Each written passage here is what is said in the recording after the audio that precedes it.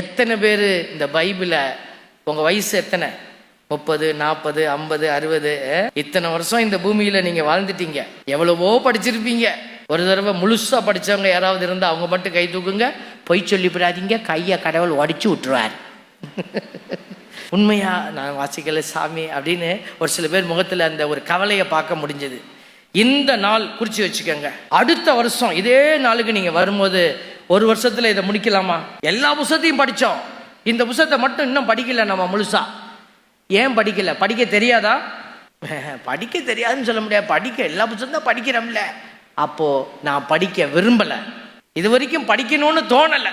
இது வாழ்வு தருகிற புத்தகம். ஆண்டவர் சொன்னார் இல்லையா, நான் தான் வழி, நான் தான் உனக்கு வாழ்வு, நான் தான் உண்மை. அப்போ இந்த நானே வழி வாழ்வு உண்மைன்னு சொன்ன இந்த வார்த்தையை நீ அறிந்து கொள்வதுதான் உன்னுடைய உள்ளத்துல கடவுளை அன்பு செய்வதின் அடையாளம்.